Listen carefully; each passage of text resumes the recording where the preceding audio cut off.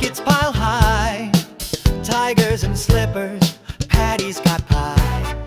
Two weird movies and nobody knows what the other one's brought to this midnight show.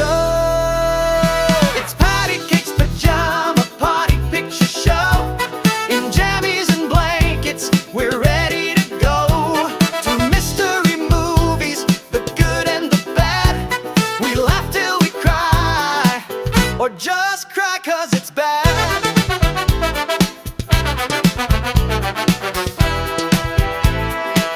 Or just cry 'cause it's bad.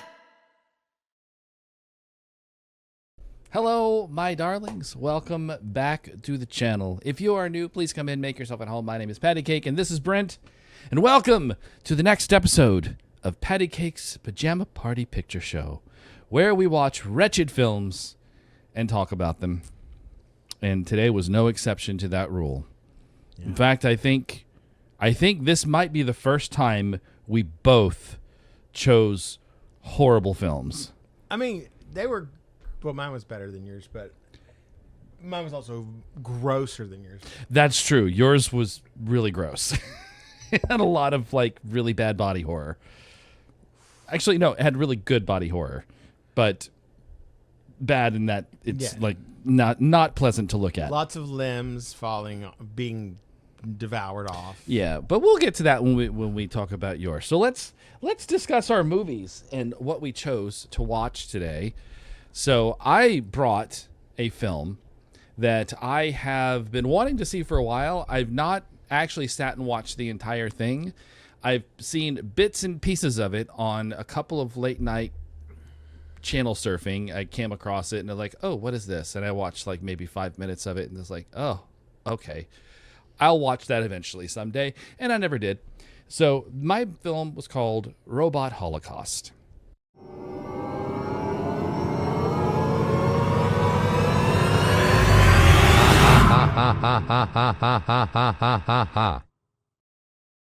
So in Robot Holocaust, it was, so first of all, it was written and directed. Let me pull up the article again because I was looking at this earlier. It was written and directed. It was Tim Kincaid. Tim Kincaid, thank you. Yes, Tim Kincaid was the writer and director.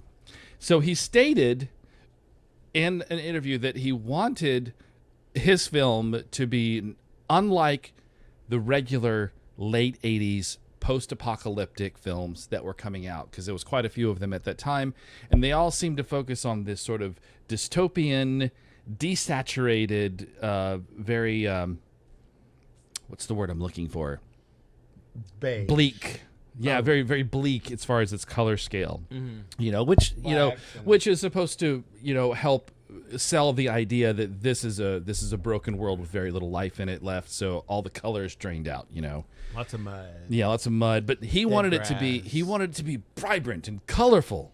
Now and that so I think about it, there wasn't much payoff on that. no, it was not bright and it was not colorful because They're in caves most of the because he time. chose to set it in caves and subway tunnels and old abandoned factories and a power station, which are all browns and beige and gray and black and no color. I mean, Torque Now, had color. Torque did have color. Torque was red. Now, one thing that they did, and I guess he went to the Dario Argento School of Filmmaking, is he had several scenes with this just a big wash of one color. Like when she was interviewing, or not interviewing, Valeria was interrogating the guy, and there was this big, like the whole thing was lit with red light for no reason. I guess that was their way of making color. And so Jorn was finally face to face with a being known as the Dark One.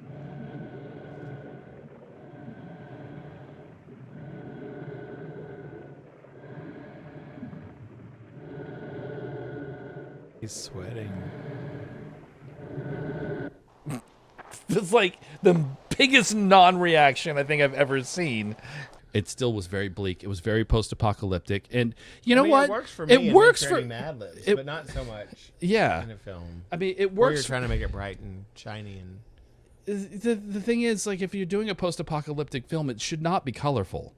This movie is about robot holocaust that happened before the film even started. Yeah, so it's like it should be called after the robot. After the robot holocaust, a robot post-holocaust, or And The last city still stood. The remaining home of what was left of the civilization of New Terra. what was left? It looks like a totally normal picture of 1980s New York. and speaking of the robots, like what was the Dark One? I don't Was he a know. plant? He wasn't a robot, obviously. And they said that like the robots rose up against us and like overthrew mankind. But there was only two robots in the whole film. Well, no, the Robo Guards. There was Robo Guards, and then there was And Torque the Freebot. and the Freebot, and that's it. Please, Master, I am sorry for trying to steal from you.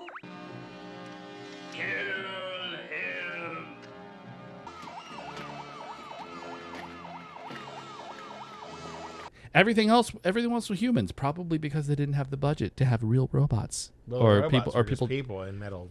Yes, clothes. and then that's probably all they could afford. I don't want to say it's a golden rule in filmmaking. It's probably not. It's a golden rule in me watching a film. If you're going to have characters speaking, they need to move their lips. Because in that scene, there was him, there was the robot, there was Torque, and there was the Dark One. 4 people talking in that scene, and none of them moved their mouths. The Dark One, The ruler of all their slaves. talk, destroy, O fighter. So you Some had of them no didn't even idea. have mouths to see. Some of them weren't even on screen. I don't understand how they expected us to follow that scene to understand, who was doing whose what. voice was who. I know, but they didn't give us enough information to know that yet. I thought the red robot with the little tender, I thought he was the Dark One at first. He looked like a Dark No, One. he was the red one. No, okay. The Dark One didn't look particularly dark either. He must have just been dark and spirit. Well, And like he really, the Dark One. I mean, okay, I know Stephen King has done the Dark One, and Tolkien, of course, did the Dark Lord. And there's all sorts of what? Can you come up with another? I mean, even Darth Vader, Yes. Dark Father. Yeah. It's like But then but then it's also like why would someone assume control and then call themselves the Dark One? Lord. I mean, like you That's should be like you're just asking for heroes to even rise Satan up against knows better you. than to do that. That's an angel of light. Right? We establish at the beginning that this is a post-apocalyptic world set in abandoned warehouses on the coast of the Hudson River in New York. And New York is in the background. It is completely untouched. So there are no... There are some windows out in the Chrysler building. But Yeah, but... I mean, they did have matte paintings. They had several matte paintings where they showed like buildings that don't actually exist. They could have done a matte painting of just a ruined New York in the background, and that would have sold the idea that this was after a giant apocalypse where mankind fell a lot better than a pristine New York skyline. But this was also You know? New Terra. Well, whatever, It's New one of Terra. the only places on Earth that wasn't completely destroyed. Because you know, like New By the York is robot- like the target of every place in every movie. I mean, there's a handful of guaranteed targets: New York, Los Angeles, Yeah. London, Paris, Tokyo, sometimes somewhere in China. Logically, that makes sense because New York is a center of commerce. So if you want to disrupt the commerce of the United States, you want to destroy New York. That's first target, you know. But If you they want to saved if you want to destroy the, you know, the cheese of the country, you destroy Wisconsin, you know. I mean, how do you actually destroy Wisconsin? I mean, it's just a bunch of cows running about. Scientists have been trying to figure that out for a long time. When the robots had turned on their masters by the billions, the ensuing chaos had led to a radiation spill far more deadly than any nuclear warfare.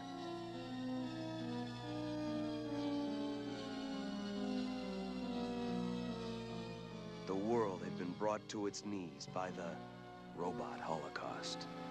We are now being introduced to this world, and apparently there are these people called air slaves who live in what looks to be an abandoned factory, and they are fueling a power plant or power station. I think it's called the power station. Yes, the which power is station. which is where the Dark Lord and his assistant Valeria live. And Torque. and Torque. We could do an entire episode on Valeria alone. Torque have the man freed from his bonds. There is no reason for him to be uncomfortable. But we're going to try to keep this brief because we could talk about this forever. Because all I know, I'm sorry, my lady. I God. know it's been 40 years, and oh God, it was such bad acting. probably some of the worst acting I've ever seen. The choice is yours. I can't tell if she's have foreign no and answers is for you. speaking English in an accent, or if she's trying to Pity. sound like someone who's foreign. losing speaking patience, in Valeria. a I bad feel like accent. she may be foreign, Torque, take him to the crystal. and that's like the residual accent she has. And also, she is a horrible actor. Oh yeah, she has Jesus no Christ. inflection at all. She's one of the worst actresses I've ever seen. And she had a central role. I hate men. That's Men suck you know. so bad. Like, I mean, that's a pretty good impression. her inflections would happen in the wrong places. It will benefit all of us if you cooperate. Do you understand? You are impervious to our atmosphere control. Why? Like, like, I'm going to kill you now. Instead, she go, I'm I'm- going to kill you now. Yeah. And her constant, her overconfidence Yes. at They how can't get past they can't this. possibly get past this. There's no way they can They're get going past to go this. to the beast chamber. And It will then- take them out. They are in the vault of beasts. They have no chance of survival.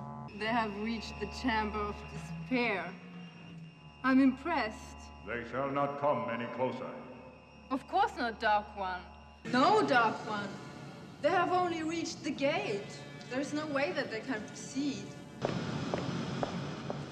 You fool! You've let them pass the gate.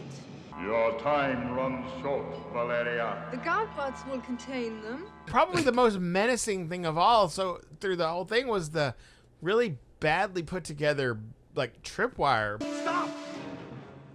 It's a bomb. Rigged to go off with any further movement. That should have gone off a couple of times based on all of the wobbling they did with them. Let him touch it off. He'll clear the way for the rest of us. She had that coming. There may be some hope for you yet. And also, if you are going to disarm it, still get the people who aren't actively involved in the disarming to get away. Yes, very important. Stand back. Stand at least 30 feet away from the bomb that's being disarmed, you know? Or behind a steel wall. Yeah. And also, when you say cut the wire, there's like 5 wires. Maybe tell me which one I should Well, cut. you can't see them. From where I stand, I can't see what you can. There should be a steel cylinder in front of you near your head. You know what was ridiculous about that entire scene? That he took his hand out of the tripwire to unscrew the cap from the bomb.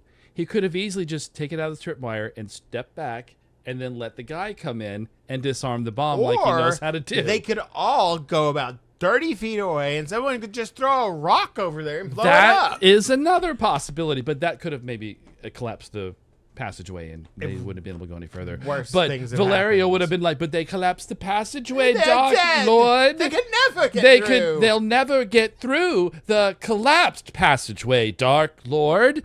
Yes, Dark One. And the pleasure machine awaits. Yes, Dark One. She failed all the way to the end, to the point that, well, she was revealed to actually be a robot.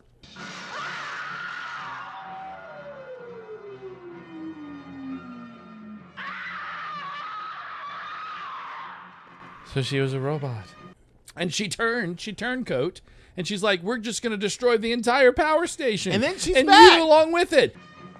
Dark One, can you hear me? Yes, Valeria. What do you wish to say before you die? You were the one who said it. I was never really alive. So what matters it to me what becomes of me or all of us? Valeria, no! Yes, Dark One, the self-destruction letter. It's so readily accessible to anyone. It just seems like a really bad design choice.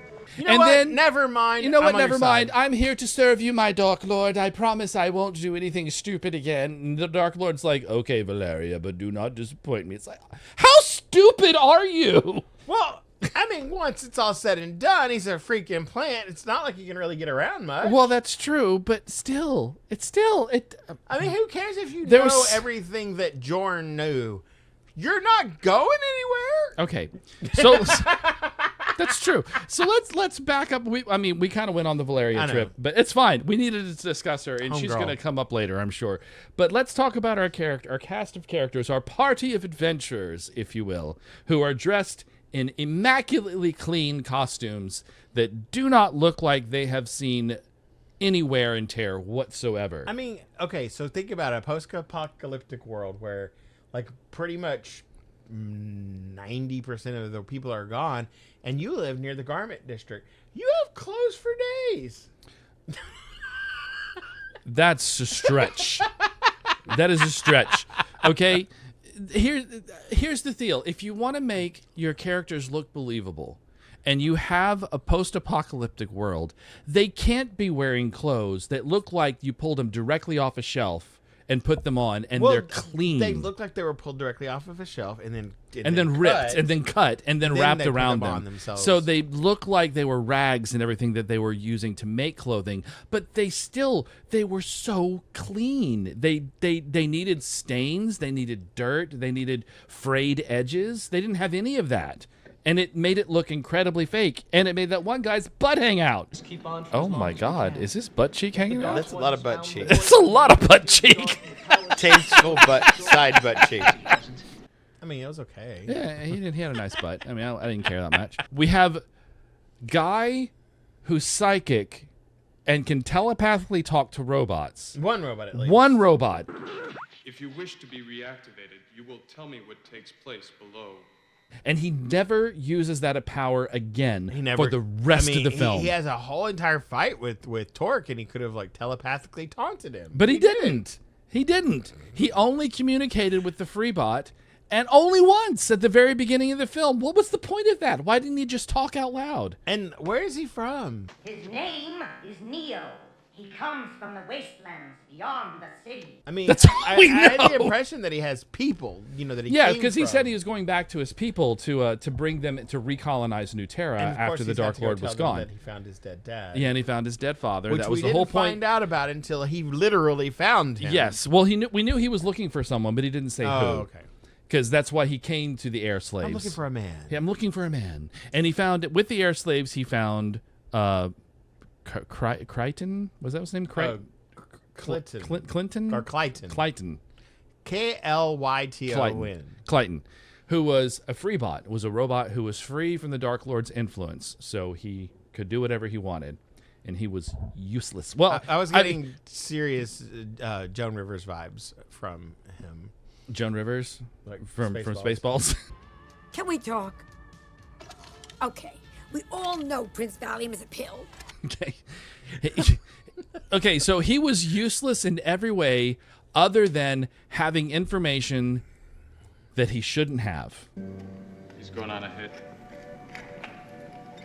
How long ago? Can you tell? No. He is headed. How would he be able to tell? How do you know? You just woke up.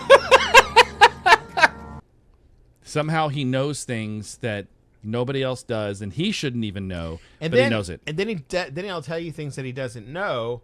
What kind of traps? I don't know. My microchip board does not contain that information. But then they run into things and goes, oh, that is the beast of the web. Neo! Help! It is the beast. What? The beast of the web. Yeah, but how I do you thought know? you didn't know You didn't what know was what in was there. in here. How do you know that? We have a dollar store Lou Diamond Phillips. And so can I. Oh, really? Okay, knock off Lou Diamond Phillips. Oh my God, thank you. I was trying to figure out who he reminded me of, and you're right. He looks so much like him. Who was a scientist who developed some sort of device that you can wear in your hair right against your right up against temple your there. your Sort temple, of like a cochlear implant. and it protects you from the Dark Lord's ability to remove the environment from the factory puts where the poison air out. slaves. Like whenever he sprays a poison air around, apparently they are not affected. Well, no, by it's the poison air. no. According to the lore of the film, the air outside of this place where all the air slaves live is poisonous. As far as they know, the only other inhabitants of the planet who remain are the forces of the Dark One, the evil being who controls the very atmosphere that sustains them. But there are rumors, stories of nomads who roam the wastelands beyond the outskirts of the city. Outlaws, loners, a legendary breed who have somehow acclimated to the poisonous air. And the air slaves have regular clean air in their factory, and whenever the Dark Lord wants to punish them, he vents the clean air so that the poison air comes in, and then they can't breathe anymore. Yes, Dark One? Yes, Dark One.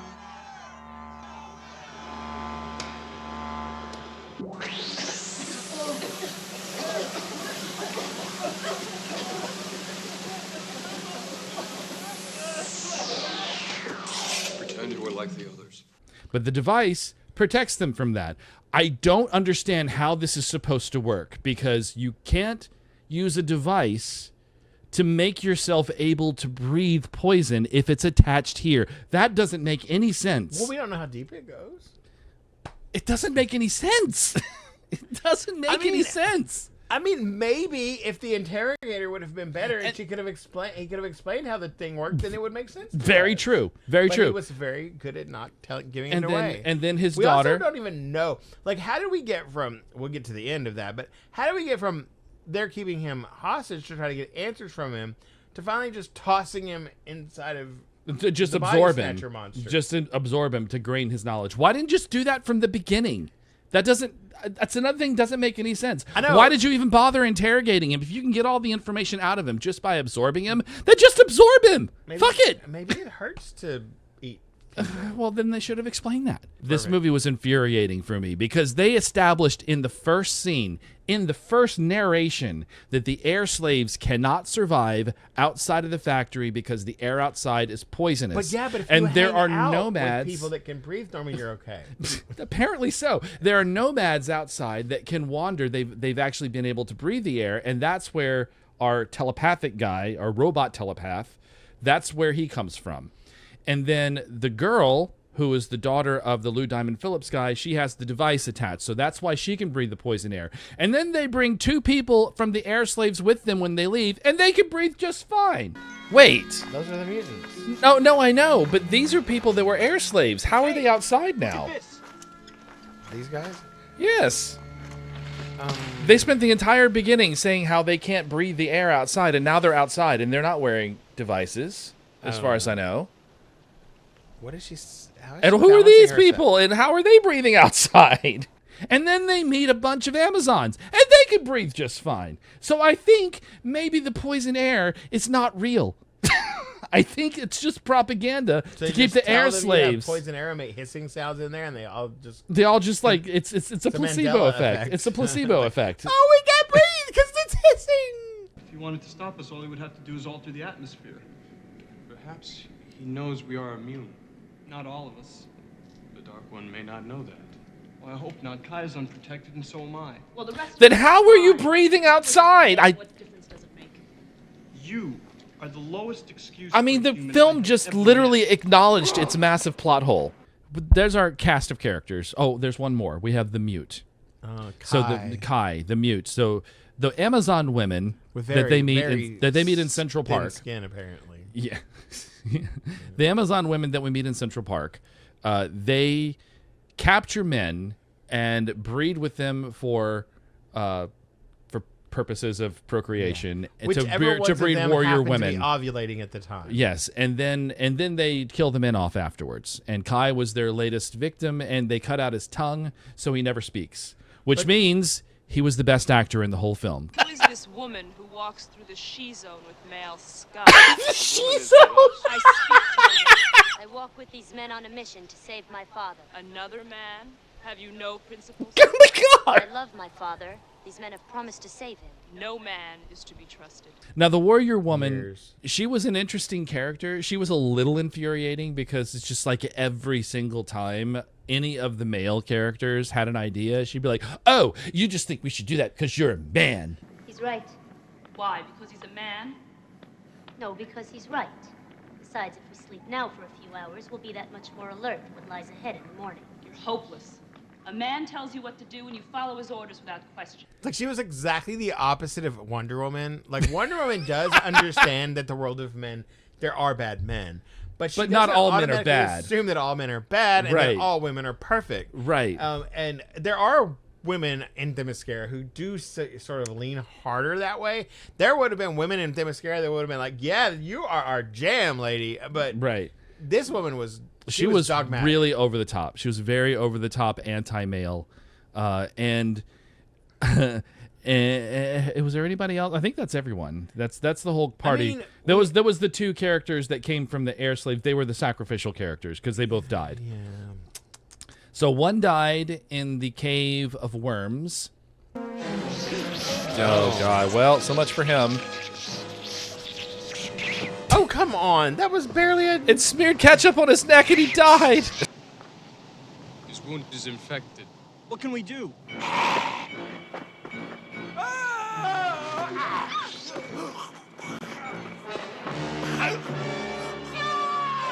Yeah, the other one died How died did from he the die then? surveillance drone. Oh, he just slowly died over time, I think. The surveillance drone that was hungry. Have you freed the surveillance drone? Yes, mistress. It has been caged for some time now. So it should be very hungry. I'm like, is it Yes. supposed to be watching things or is it eating things? Yeah, the surveillance drone. He's been locked up in a cage for a while. He's very hungry. It's like, What does it eat? What does it eat? It's a drone. It's a robot. It did look very organic, though. Yeah, so- it looked like it was maybe converted. It looked like one of those worms. Like they took one of those worms and converted it into a robot. But then, would they use it for surveillance? And if they used it for surveillance, why was it locked in a cage? And why was it running around eating things? I don't know. That's a bad name. They should have named it something else. Yeah, like the surveillance protection creature. I don't know. Or the hunter seeker. Well, there we go. Well, that would be a ripoff of Dune. Hunter Seeker. Can't get me if I don't move. Something like that would have been a much better name for something like, because it was just basically a worm that ate him. That's our two sacrificial characters and the surveillance drone. So basically, this is a quest movie.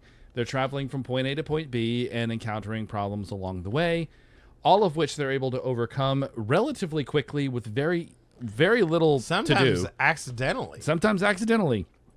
I mean, they got through the candy mint door with just a few tiny bombs. That's true. Don't just stand there. Take cover.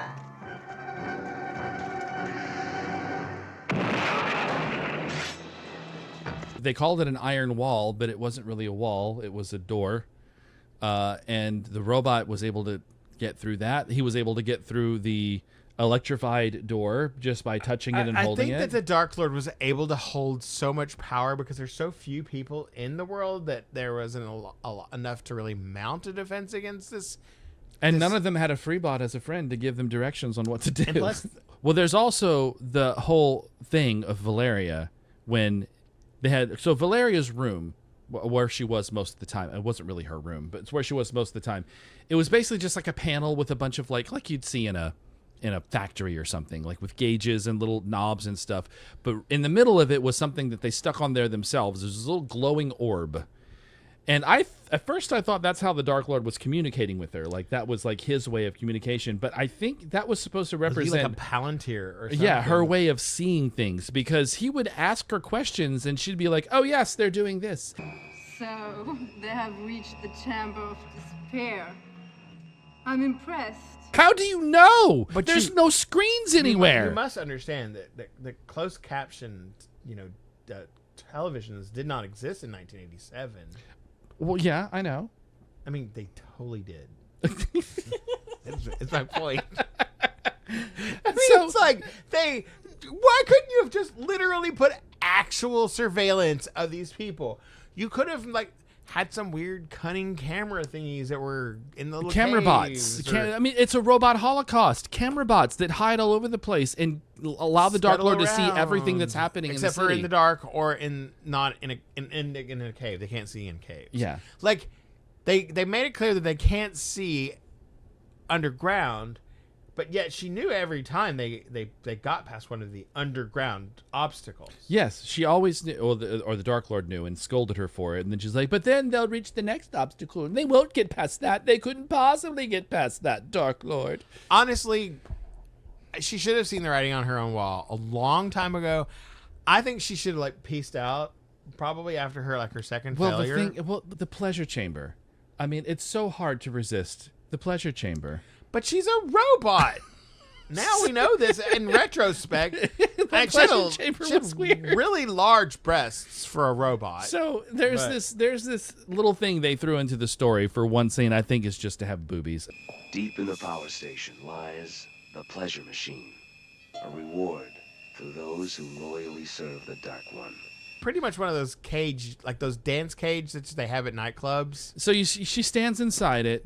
And I guess it's supposed to be a fantasy, like she's imagining it, the pleasure chamber. Oh, so they were never really there. No, because when it showed her again, she was still standing there fully clothed inside the chamber. But when she saw the scene inside the chamber, she was standing topless. And then they had two people, a man and a woman, who were also topless. And I think they were actually supposed to be naked. I think they were bottomless too. No, they were wearing nude-colored leotards from the waist down. So right, I think they were in real life not naked. Yes, but in film I think in the film world world they were supposed to be naked, but it was very obvious that they weren't. You could see that they were wearing pants. But they held up the little plasma sphere with the cord hanging down because they couldn't be smart enough to just run it on the edge and then up the arm of one of the other actors so you couldn't see it. No, they had the cord just hanging down. Who cares? Why make your film look good, they probably right? sent someone to Spencer's to buy that. I right know before exactly. They made it anyway. No, probably. But I mean, it's like that. Things like this, guys. Look, I admire and respect anyone that can create an entire film that can write and direct and actually put together and release a film. I know how much work goes into it because I've worked on films in the past. I know how much work goes into it. But it's little things like that. You send someone out, you want something to look kind of spacey, so you get a plasma ball. That's fine. It's very cool. It's got a cool effect. It looks good on film. But if you're going to have it on film, take the cord and run it along the actor's arm, put a little piece of tape or something to hold it in place and have the actor stand like this holding it so that the cord isn't hanging down in frame. It's something simple like that. It takes less than 5 minutes to fix. You're talking about a film where this writer-director simply watched the actress playing Valeria do the entire film in monotone. So is pleasure just interpretive dance? And I mean, yeah, she was upset when she first found out that she was a robot, but she got over that really quickly. Which, I mean, I think she always knew. I think she always knew that she was a robot. Oh, it was hidden from us. We didn't know, but I think she probably knew. And so by punishing her, I mean, because it's like nobody really met her in her human form. Like people didn't really meet her, so I don't understand why it was such an important. Why was it aspect important? Key? And why was it an important aspect to her character that she appear to be human? Yeah, you're right. That doesn't make any sense. Here's a thought. Perhaps the reason why that they made her appear as human until the very end when her robot face got revealed underneath the skin. Perhaps they didn't have the budget to do a full robot makeup for each day that they shot. Yeah, and they only did one day with the robot makeup. It was good. Yeah, her makeup looked actually pretty good. Yeah, I mean, after they revealed her as a robot, you could see the pieces of skin. You can see the skin on top of the metal, and you can see what looked like robotic eyes. I feel like they probably could have gone to an art school and recruited a few students to make some of these effects better. What effects? I mean, well, there was practical, one physical. Oh, the practical, stuff. because there was one visual. They had 2 people on their visual effect team, and there was one visual effect that was repeated 3 times.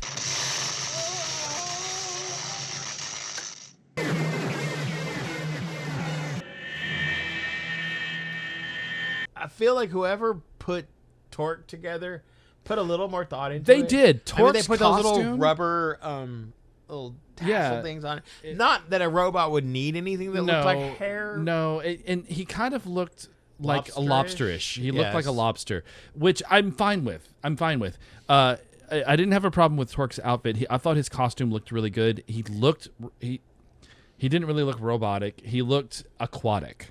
Mm-hmm. But he looked organic. He looked organic and aquatic, but his voice sold him as a robot because he had the very electronic sounding voice. They make it through all the obstacles and they get all the way to the end and they have to face the Dark Lord. And the Dark Lord, we found out the Dark Lord is not a robot, but he's some weird organic thing. I don't know He's what one of the he plants is. from Mario Brothers. Yeah. I said the when he engulfed the guy, it looked like an egg. He was inside of an egg. But the skin of that egg looked like the skin that Chet had in Weird Science when Lisa turned him into a turd monster. Actually, I've never seen Weird Science. Oh, we need to watch that. Yeah. That's a great 80s film. Anyway. I know. It also looked a lot like the pods from Alien. Yeah, it did. It looked like the eggs. Yeah, it looked like the eggs from Alien. So anyway. From Invasion of the Body Snatchers. There was that. So he was revealed, and then of course the daughter is now confronted with her father in this state, and her father's like, "You have to kill me." I mean, his neck, it's up to his neck. Teacher, I'm as good as dead. You must destroy me. Father, I can't. I cannot kill you. Okay, So- what is your alternative? Are you gonna just chop off the bottom of the plant and take him home in his little pod? Exactly. It doesn't make any sense. It's like it's a no-brainer choice. Yes, you kill him, even though it is your father. It sucks, but it is what it is. But meanwhile, and while even this if- is well, the guy does it for her. yeah, he does it She's for her. Obviously, and mad she at gets him. mad at him for doing it. And It's it should be like one of those things. Thank you, I couldn't do it. Exactly. That would have been a That would really have- good acting moment that they missed. Yes, well, But there was not a she lot probably of good could, acting moments. She probably couldn't have done that as an actress. She wasn't very good either. I think she was better than. She was better than Valerian, but she wasn't much better. Now, meanwhile, while this is going on, the air slaves have decided to do their own sort of revolt by pretending to work, and instead of bringing fuel to the furnace, they're bringing sand. Whatever this fuel is. The warrior, Deidre, and the others may still live. What good can come of that? If they can reach the power station, their might couldn't be stronger than the Dark One's. How? The Dark One draws his energy from our labors. If we provide him with no energy, they just might have a chance. A chance? Yes. They are the only hope we have. I mean, or can we assume that it's coal? We don't know. They never say. They never tell you what the fuel is, which is. It seemed lumpy when they were carrying the bags around. It might. I mean, it might have been coal, but I mean, I don't know. Where are they going to get it? This is New York. They're in an abandoned factory in New York. In a post-apocalyptic world, it'd be probably easy just to go to collect coal from everybody's furnaces all over the city. Oh yeah, all those coal furnaces in 1987. There's so many of them. So they're staging this revolt on just the mere whim that these people that left are gonna make it all the way to the end, and they're gonna weaken the Dark Lord's power by You have to removing the only fuel one source. person had that vision. Yes, only one person had that idea. The rest of them were convinced that they already died. And they but then they go along with it anyway. Well, why not? Sure, you have nothing to worth a lose, try. right? You have nothing to lose. But at the same time, what is the whole point of this? All we know is the Dark Lord requires power to fuel the power station. For what? Because you would assume that he needs the power for him, but he's a plant. But he's a plant. I mean, he either can eat somebody or go sit out in the sun. It doesn't. It's nothing adds up in this film. Nothing adds up or connects properly. And I think that's where Mr. Kincaid made his big failure to create his universe, because nothing was cohesive. No, nothing connected. Nothing made sense. and it Nothing was made sense. explained. Nothing led logically from one place to the other. He just wrote a quest film with there the was villain. Even a narrator, so you and could no have filled in those gaps. Yeah, he could have just narrated, like told a little bit more of the backstory as they traveled when they went from place to place. There we go. So we get to the end. He kills he kills her father with one little with zap one of zap. The laser gun. Valeria. What happens to Valeria? Not again. Come on.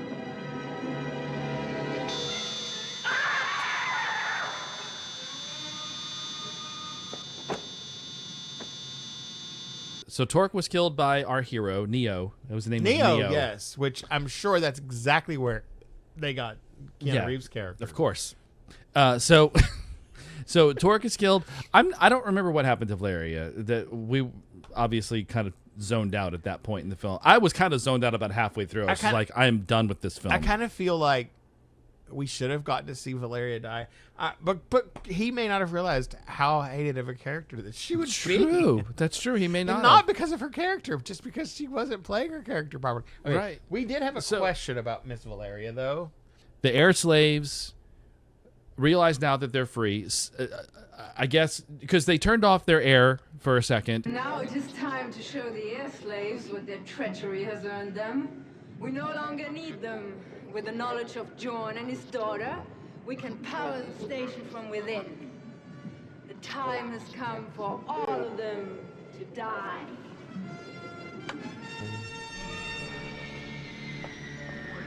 Oh, okay. She turned off their air. Although I don't really understand why that matters, considering two of them have left and can breathe outside. So... And then they turned it back on again. Accidentally, I might add. They turned it back on accidentally. And then they suddenly realize, oh, we're free. How do you know? How do you know you're free? You don't have TVs down there. You don't see what's going on at the power station. How do you know? It doesn't make any sense how they knew. But they knew they were free, and they started celebrating.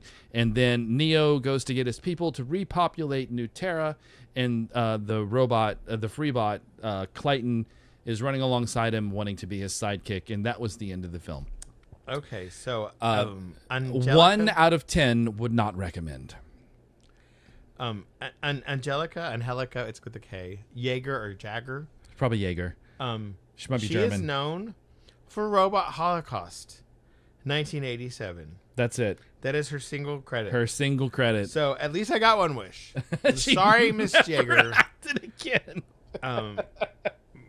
I don't. Thank you. With the world, because if she was, I would have got a bunch of her movies. We would have watched them all. Okay, wait for this. This is great. This is a review on IMDb that I absolutely love. Here it is. Watch this movie for the performance by Angelica Jagger. This is the headline. I'm pretty sure it's Jaeger. Director Tim Kincaid made other entertaining and campy films in New York City during the 80s, like Breeders and Bad Girls Dormitory, a favorite. But neither of those Breeders. contain a performance as memorably bad as Angelica Jaeger. Speaking English with a heavy French? Was it French? They put a question mark. Oh, okay. I think if her accent. name Jaeger, it might have been German. And trying to be menacing while wearing a long feather boa in her hair. That's true. Her outfits were ridiculous. Jaeger gives a performance of transcendent awfulness that should be treasured by bad cinema addicts the world over. There you go. Just try to keep a straight face as Jaeger tries to actually act while trying to remember her lines, as us in the audience try to even understand the nonsensical dialogue through her heavy accent. Amazing. And that sums up our experience watching this film. I could actually just go down the line and read these. This person was nice enough to give this a 5 out of 10. Train wreck of a B movie. Watch it. This movie is hilariously bad. Performance by Angelica Jaeger equals totally hilarious. I mean, so we aren't wrong. So we aren't wrong. We about got her no. We're not the because only ones. Everyone. I mean, this movie stinks out loud. They give him a 1 out of 10. This movie is really bad. Most of it looks like it was filmed either in a park or a basement. There's a giant spider, but all we see is one leg. One leg. There are some worms that live in the cave that are just cheap sock puppets with cardboard teeth. The plot is a bunch of post-apocalyptic mumbo-jumbo that makes no sense at all. The whole thing is just laughable. I don't know if I could recommend this. I don't unless know you are just a hardcore B movie. if you're a hardcore, who wants to see the worst of the bad. if you're a hardcore bad movie lover like me, you'll probably enjoy it. I mean, I checked out of the movie about halfway through. I was just like, oh, this is really painful to get through. But most, honestly, it was mostly painful to get to until she came up on screen. Any scene with Valeria, I would perk up because I knew I was going to be laughing at the bad She had acting. multiple costume changes. I honestly want to figure out how she was cast in this. I would love to do some research to find out exactly how did this happen. Did she know somebody? Did somebody see her on the street? It was a weird blast. It was weird. It was a weird film. Yeah, if you are a lover of bad cinema, this is a film you probably would enjoy. If you're a casual lover of bad cinema, you like watching stuff that's funny, I would suggest maybe watching this. And if you want to watch a full watch along, you can go to the Patreon, watch our walk along, or you can watch like Riff Tracks or Mystery Science Theater 3000, who both did this film, I believe. And that may be a more enjoyable way of watching it because you can watch even like to watch Riff Tracks do this. Teeth do play a part in both of our cute. You're little right. teeth, You're right because there was a lot of really bad teeth in your film.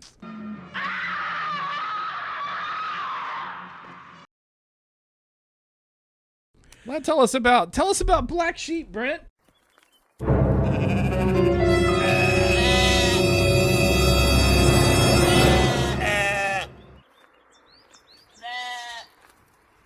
Well, I've been sitting on Black Sheep probably since late October. I was kind of thinking of it for November, but we wanted to go the Thanksgiving route.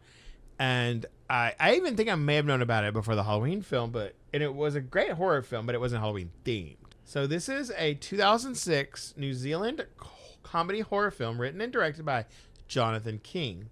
It was produced by Philippa Campbell and stars Nathan Meister, Danielle Mason, Peter Feeney, Tammy Davis, Glynis Levistam, Tandy Wright, and Oliver Driver as a group of people who must defend themselves when a genetic engineering experience turns harmless sheep into bloodthirsty zombies.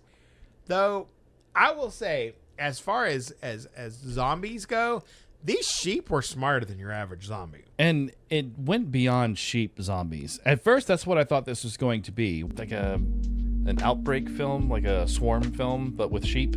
Maybe. I would imagine. Whenever we had the first signs of what this film was going to be like, I was like, oh, okay, I get it. This is a zombie film, but the sheep are the ones that are infected. Oh. Okay, so it did start off in a logical way. It's just it is going to affect the sheep instead of the people.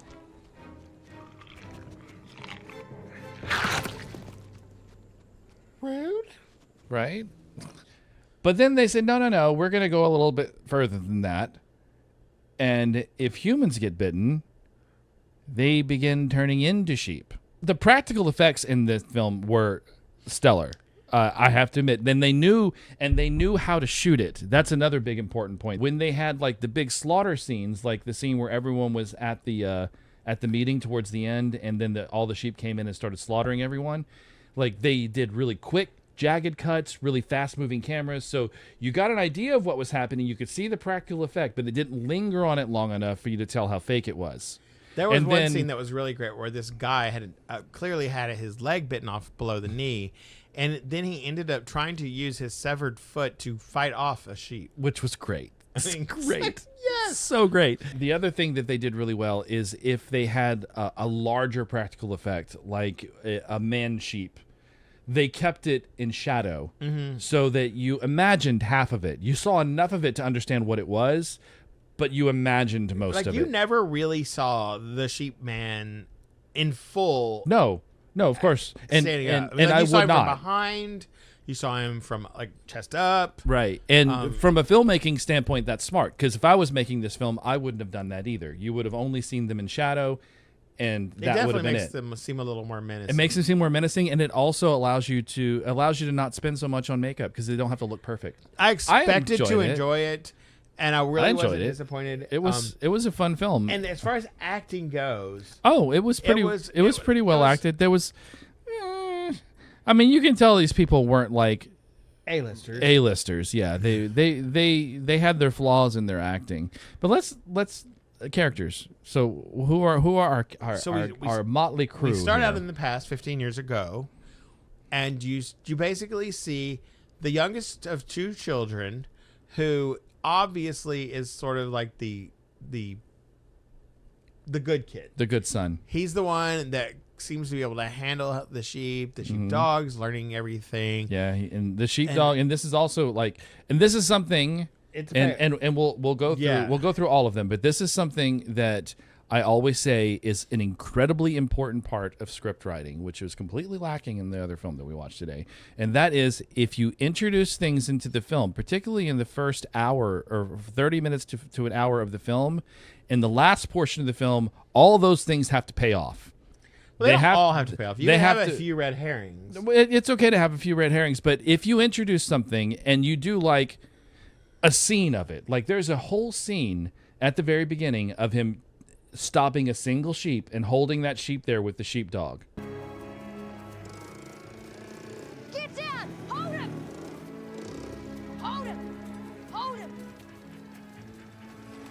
Good boy. Get down! Get down! Hold him. That's it. And it seems, that seems really important. Like, this is a skill that he developed with using the sheepdog to hold a single sheep still. And that pays off at the end. And you see this, I didn't notice the brother being upset necessarily during that process. He had something on his leg. He had a brace. Yeah, he had a leg brace. on. So obviously there's something wrong with his leg, so he probably couldn't participate in the sheep herding like his little brother could. I know that didn't make much sense, but or maybe he just wasn't as interested in it. Maybe so. Maybe the old method of doing it felt stupid to him. But he stomps off apparently, and goes back to the farm. That was one place where we didn't have any kind of like.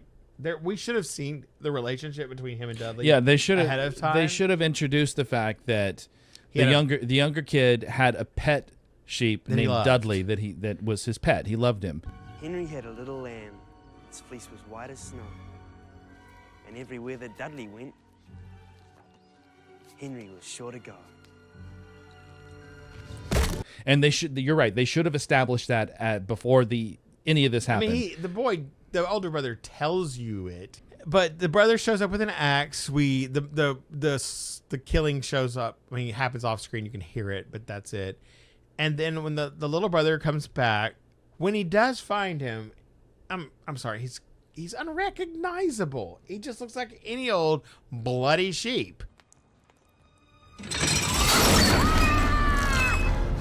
And then his brother jumps out at him wearing the sheep carcass over him like a cloak, which is completely disgusting.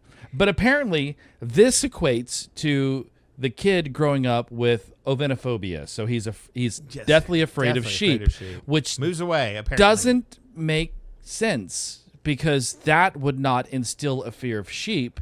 Even for a small child, that would instill a fear of corpses and probably your older brother. Their father has had an accident, which happens completely off screen. You don't even. Yeah, we don't know what happened. We find out later what happened, but why didn't you do anything to give us? You could have given that to us beforehand. Yeah, because it didn't tie into anything. It didn't tie into anything at all, other than when they got to the cliff, and they're like, "Yeah, I know this is where it happened. This is where my dad fell to his death." Why is that important? It doesn't further the plot, and it doesn't do anything character-wise. So why didn't it just reveal that at the beginning when they said your father fell off? She could have just said, "There's been an accident. Your father fell off a cliff," and then we would have understood. Because when we jump 15 years into the future, we see him in the cab and it's surrounded by sheep, and he's terrified. And I thought, what happened to his dad that makes him so afraid of sheep? Because it didn't even dawn on me that his brother scaring him in a sheep carcass would cause him to fear sheep. That doesn't connect for me. I don't see how that relates. If he got attacked by sheep, like actual live sheep, that would give him a fear of sheep. If he hadn't known that it was his brother, then that could have also been like, oh, zombie sheep is trying to attack me. Yeah. But he knew it was his brother. Yeah. If he didn't know it when it was happening, he certainly knew whenever she called him out. Yeah, so that was a small little plot hole that kind of bugged me at the beginning, but it's fine. I was able to dismiss this probably after about 30 to 40 minutes into the movie when I realized how fun this movie was. I kind of let that go. I figured out that it was him pretty immediately because of his blonde hair and everything, but we could have shown him like needing to go there ahead of time. Like maybe Yeah. he could have been in an office situation and he gets a call. Yeah, because he's in IT, gets a call. It's like it's blah blah blah, and it's like okay, well, Gotta go to the- or he's in therapy, and his therapist says you need to close off this portion of your life if you really want to cut ties. And then you you could- need to go home and sell your and portion then of the you could farm. cut to that cab scene and it would have made perfect sense. There wouldn't. I mean, and the cabbie, of course, is like rolling down the windows for him. No. You all right, my friend? Need some fresh air? Close it! Close it! He gets to the farm. His brother's kind of dickish. What are you doing here? Lawyers have us under control, don't they? What am I doing here? Our family's been here for over 100 years. Yeah, like I expected him to be. I Yeah. figured he would be. He's going through like these preparations to show off His new breed of sheep that he's because everyone's done like what the Clydesdale, like all these like breeds of animals that are named after their breeder. Yeah. So he's introducing the Well, Oldfield. the Clydesdale is actually named after the River Clyde. Okay. But Well, anyway, well, he's naming Yeah. this after himself. It's the Oldfield sheep. So it's which could be great if it Yeah. looked like they were They were beautiful. The example sheep that he had. Oh man, it was immaculate. That was a really pretty sheep. And he thought so later too. It's okay. It's okay. It's okay. It's okay.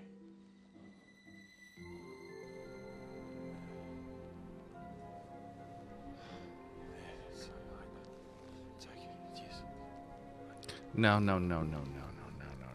No.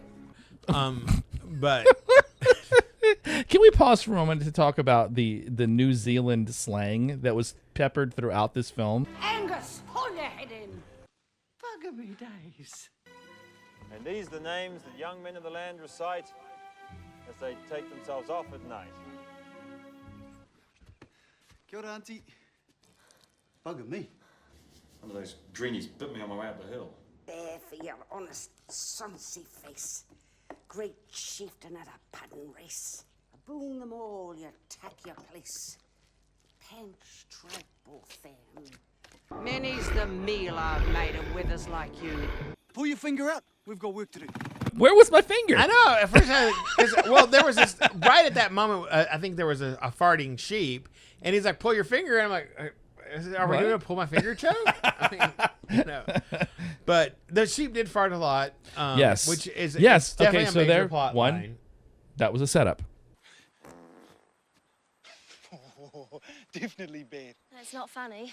Animal flatulence is responsible for almost half the world's greenhouse gas emissions. It's pure methane. Also, when he was in the house talking to the housekeeper, whatever her name was, Mrs. Mack. Was it Mrs. Mack? I think so. Anyway, loved her.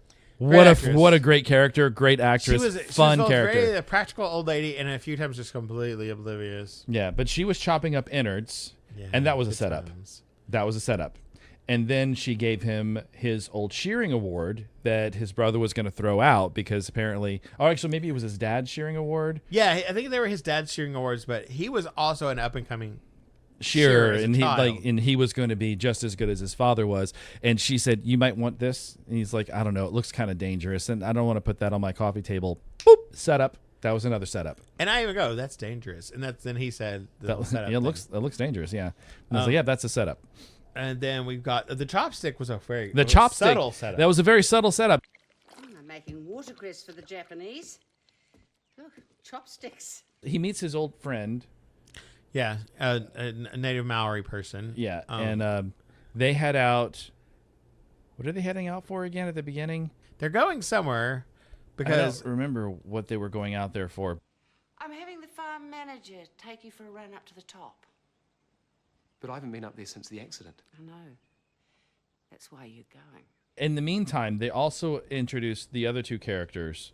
Oh yes, the environmentalists. The environmentalists, the animal rights activists, which were Grant. They had a weird name for their Experience. Group. Yes, her name was Experience. Her name was Experience.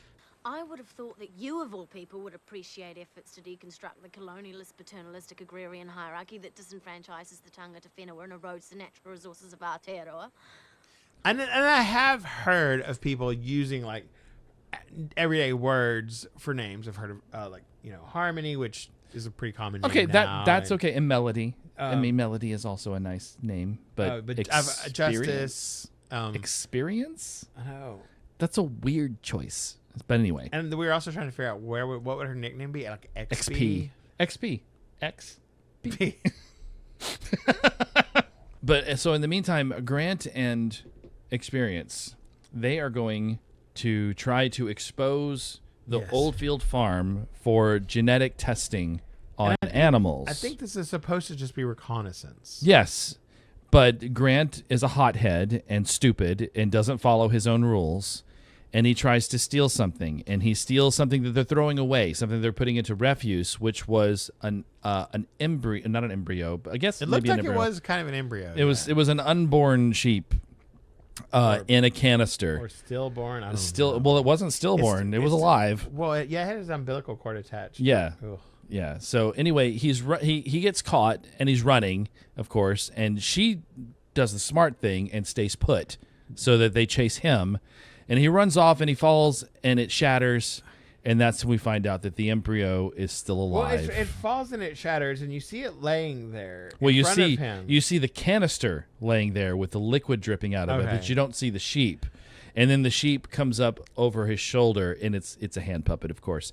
But it looked good. It looked really good. It's like terrifying lamb chop. I mean, I'll put a side-by-side comparison. So hand puppet from Black Sheep, hand puppet from Robot Holocaust. Which one looks better? And let's not forget hand puppet from Sherry Lewis. That's talent. And it bit him. Okay, so it spelled oh, it's alive. What the fuck?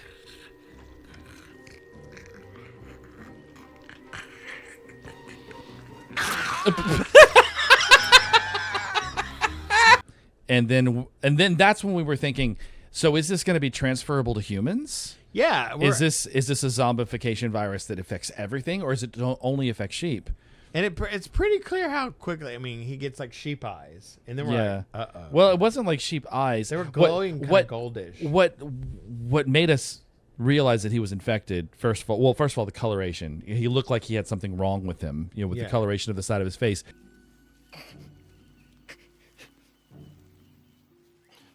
But he found a rabbit, and of course he's an animal rights activist. But by that time, he already has those golden eyes. Yeah, he already has an animal. He's an animal rights activist. I'm stuttering. He sees a rabbit, and he picks it up, and he's like, "I'll protect you. I'll take care of you." And he bites into his neck, and it's like, okay. There was a slight pause between those two segments. Those two events, and then he's obviously immediately like horrified at what he just did, and then he eats a little. Eats a little bit more. So. That was a fun little like juxtaposition of like, oh, animal rights activist, but yeah, you're gonna eat meat now. And we did wonder if he was going to turn into a sheep, and it was different from what we thought. That came whenever he was out in the light, because he was still in shadow there. He was in the woods, but whenever Angus saw him in the light, whenever Angus got bit, that's when we saw that like this whole side of his face was sort of like bulging out and like darker. Sheep cheeks. He was getting sheep cheeks, right? and then he bit Angus on the hand, and that's how Angus got infected. But that's when we started thinking, oh, are they actually becoming sheep? And then we got confirmation because his friend got bit also. Well, that one was a great one because they stop for something. I'm not really sure what. Oh, the fire. They saw smoke. Oh yeah. Because XP found them first because I called her XP. So they go to check out the fire because it's one of their hands, like Mike was his name. Yeah. And in his little cabin, he was cooking noodles and weenies. Like spaghetti really, weenies. really gross looking. Anyway, so he was cooking that, and apparently a sheep broke in his door and bit him, and then he died, and it was burning. So the smoke was coming out. The smoke from his pot that hasn't actually caught on actual fire yet has created enough smoke that it's billowing above his home. Yes, and enough it for them to was see pouring it. out some serious Yes. smoke. Oh my god. What? The feng shui in this room is terrible. And so they go in, and then of course they find his body, and then the sheep is still there, and the sheep is attacking them, and they get in the car and run and try to drive away, and all the sheep have gathered outside the front of the house. But they seem like nice sheep. But they seem normal. They don't seem like they're aggressive until they get in the car, and then one of them makes a lunge at him in the car, and that's when they're running away really fast, and then they have to abandon the car, and it goes off the cliff. But Well, don't forget the sheep drove it off the cliff. Yeah, the sheep. Yes, the sheep was driving. So the sheep drove the car off the cliff. Who's driving? No one. The Nope, sheep. The The sheep sheep's seems driving. to be driving fairly Well, dangerously. they're going off the cliff. Jump! Jump! What about the dog? Okay, the dog jumps. Going through that dog. Yeah, totally. I'm a terrible driver. Now it's heading to the ocean.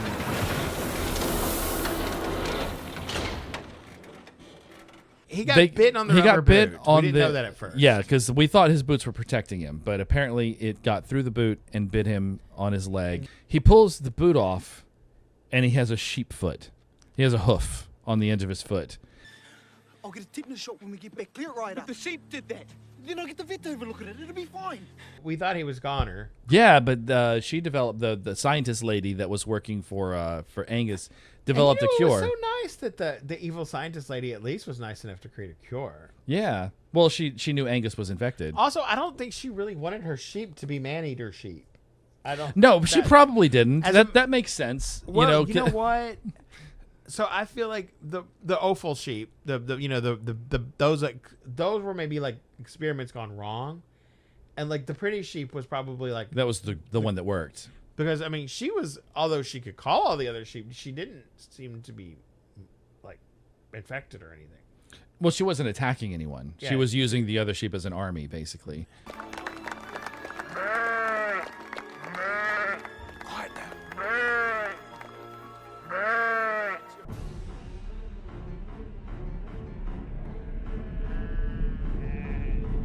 All of this stuff is going down, right? I mean, he's already aware he's lost staff. Yes. Well, he doesn't know where they are. He doesn't know Yeah, they're he eating. just can't find them. He's just And like, where are all my guards and all my scientists? Those idiots, I seem to collect you. And yeah. And he's already been bitten at this point. And it's like, I'm still going to go forward with this presentation. Right. Well, I mean, I can understand if you got a lot of money on the line. But I just remember the scene where he was showing her the bite and she takes a sample from it. And like, you're a doctor. I mean, clean it. Right. You're a doctor. You see that kind of a bite on someone's hand and you just say, oh, let me just get a sample from it. No, you're just like, we need to do something about this. This is really bad. She obviously planned on saving him. Yes, that was her whole She's thing. like, She was I getting can't- the cure. can't really have my boss turning into a sheep monster. So she the cure that she tested on the Maori guy, which was a wild ride right there. yes, very wild.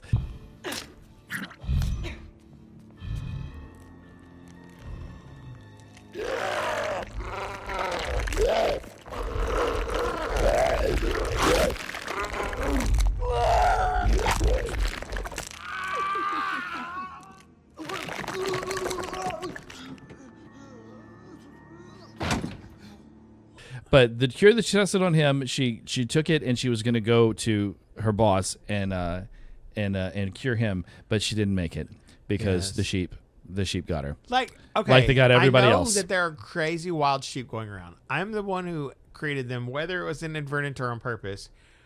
I'm gonna go outside and peek around first. And wearing very improper footwear. Yeah, she like was wearing high heels. boots. It's like, what are you doing, girl? I mean, they were white to match her lab coat whites, but I mean, people in laboratories wear practical shoes not just because I mean, there's no need to have on stylish shoes, but also it's because it's safety. practical. It's practical. It's safety reasons. Clever girl. Yep. Mrs. Mack has like already chopped up a bunch of rabbit innards, and she's gotten her haggis ready, and she's apparently cooking some kind of watercress nuts. And then she has to go out into like the fields somewhere to get. Oh, she's getting herbs outside. Yes. That was right when the big meeting was starting to happen. And meanwhile, it's like none of the sheep seem to be concerned with old lady. I mean, she was a perfect person for them to get. I mean, old ladies can't even run very fast. That's true. Accidents happen.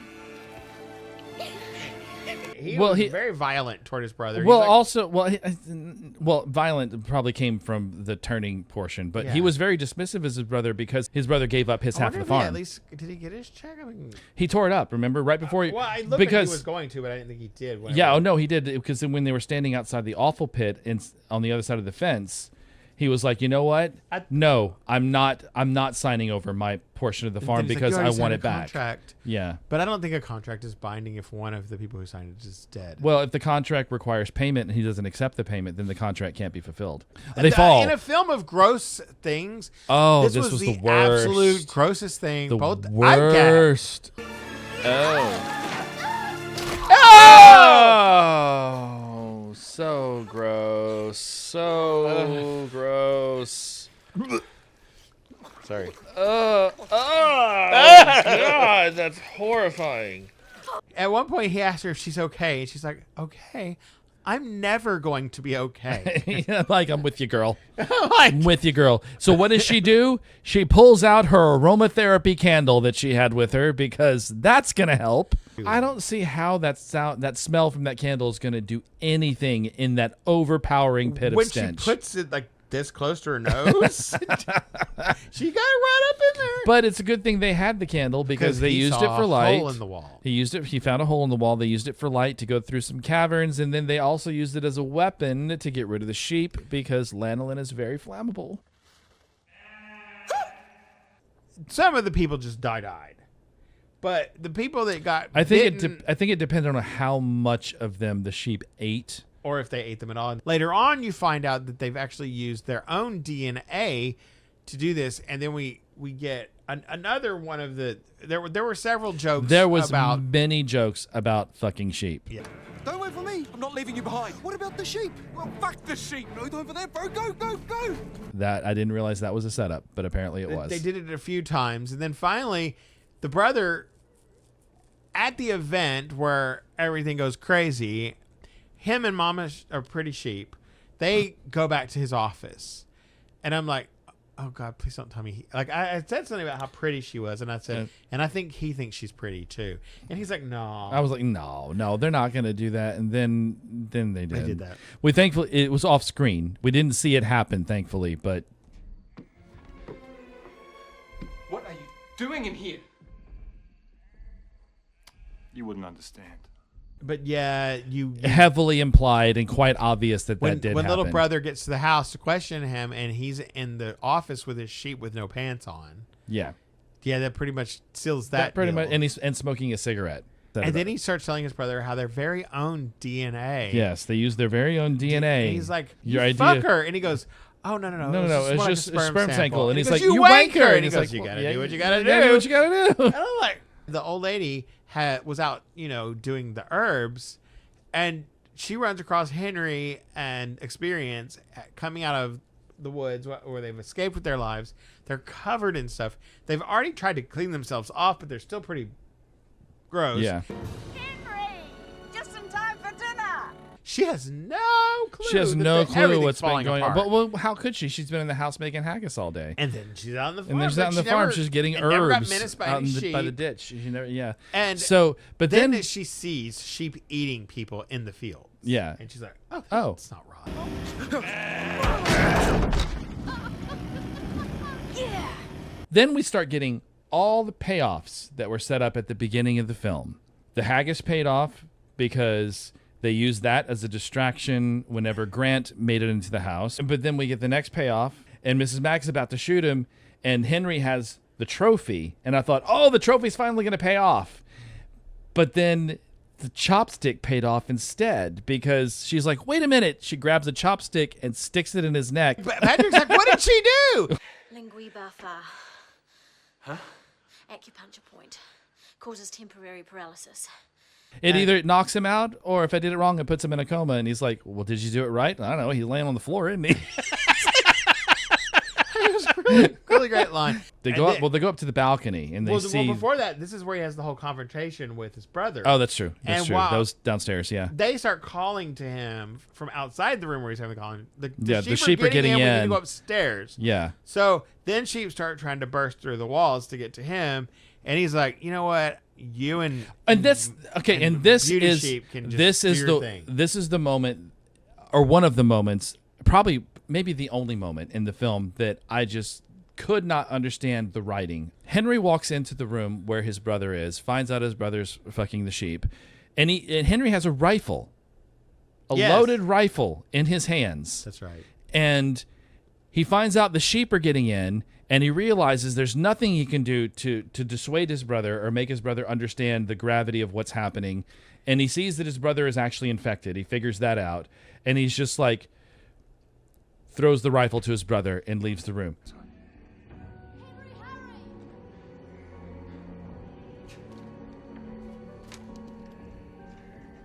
Why'd you give him the gun? Why did he do that? We find out Henry got bit also. And Henry's worried he's turning. And I love how his friend recognizes immediately, you've been bitten, I'm going to take care of you. And he just shoves the antidote in his mouth and squeezes. and then he... Okay.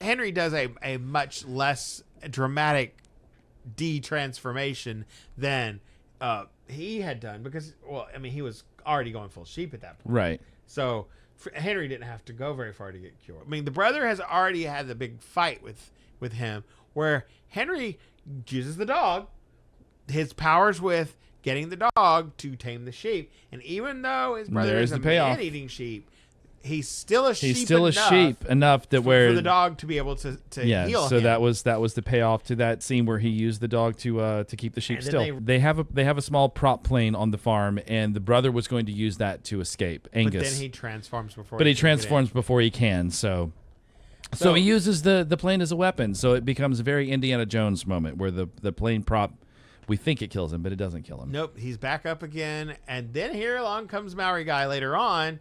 When Sheep Guy jumps up again, shoves it in his mouth, basically heals him. He's got some serious damage going on already. Yeah. Because apparently it only turns him back into a human. It doesn't heal the It doesn't heal the wounds. Well, I mean, no. I mean, why would it? Why would it? But he's still not dead. He's still not dead. And he wants to become the sheep man again.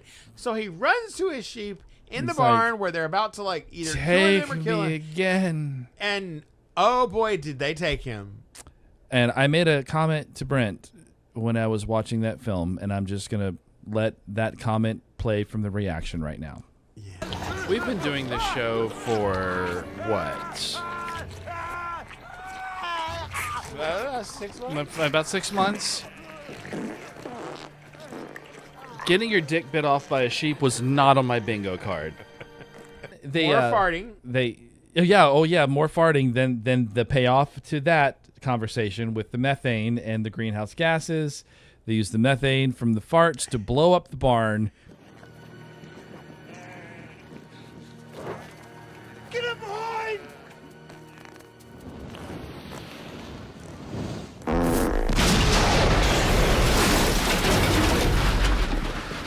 Now all we have left are the people that have been bitten, that didn't get killed, that have sort of morphed into people sheep. And they then just that's kind of our put them in a cattle chute. Yeah, they just sort of fed them through the cattle chute and fed them the antidote and turned them back to people. And you could see them all sort of huddled in one corner. And I think the dog was even standing there trying to keep them in one corner, which I thought was really funny. And the guy gets the girl. Yep. It looks as if he may be willing to come back. I guess he's Well, yeah, worked because through his he's. sheep I program. imagine this would probably do it. Yeah. I would not want to see a fracking sheep again. I'm gonna fly to freaking.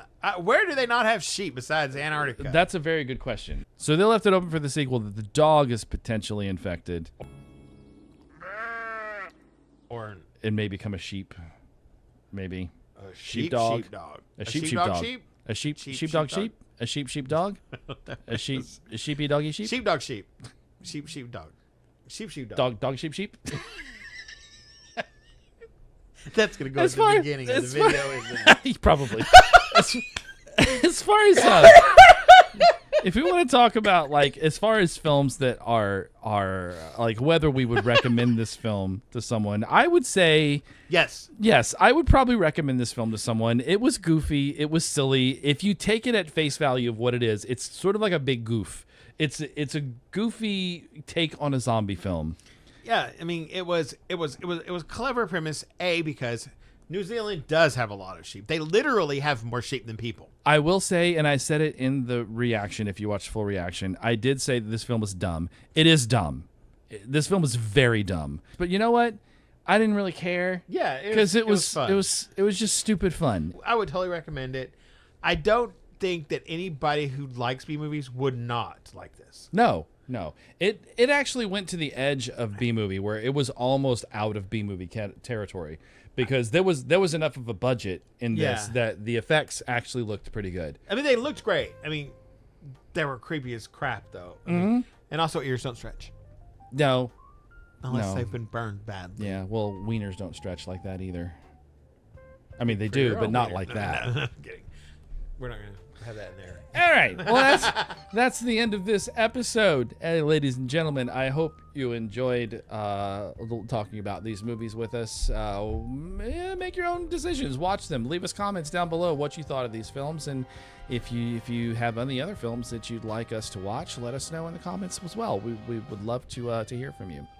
But that's going to be it for this episode. Thank you, Brent, for coming by and hanging out with me today and watching terrible movies and talking about them. And I mean, it's always so much fun to do this. Well, we're going to get out of here. Thank you for watching. Click like and subscribe before you leave. We will see you guys next time.